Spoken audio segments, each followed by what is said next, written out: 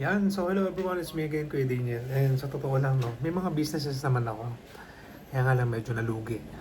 So isang business namin yung Pizza Hub na piniwesto namin sa Bagong Silangan.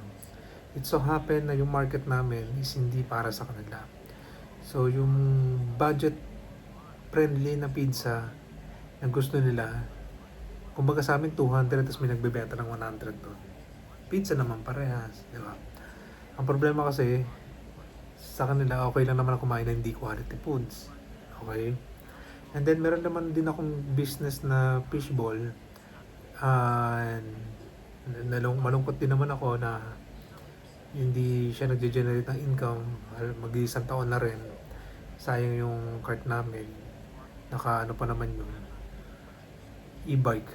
Hindi na rin nagagamit.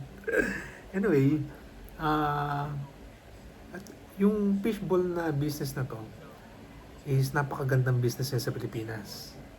Kasi patuhog-tuhog lang, 5 piso, 10 piso, 20, yung ba, 50, 100, diba? Ay ilan yan bibili na yan. So, kung meron ako isasuggest na, na business, mag-business kayo ng fishball.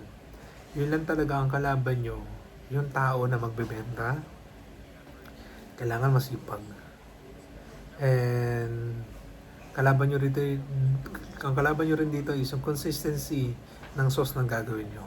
So, dapat kung gaano siya kasarap last day, ganun din siya kasarap this day. Para na sa ganun, yung mga parokyano nyo na loyal sa inyo, patuloy na bibili sa inyo. And actually, ganito, huwag kayong mag-aim na malaking kitaan dyan. Ang aim nyo, makamadami kayo ng cart. Like for example, 500 ang kinikita nyo sa isang cart per day. Isa. Nagkaroon ka pera ulit, nagpagawa ka, 2 na.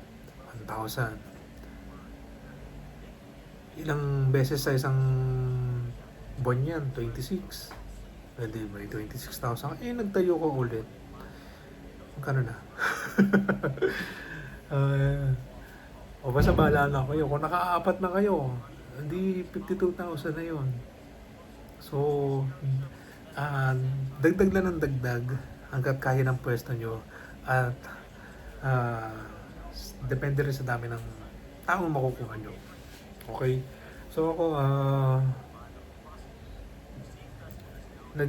kumukuha lang ako ng tiyempo, baka nga ako nga lang mag-20 sa kanta namin sa Teneros eh.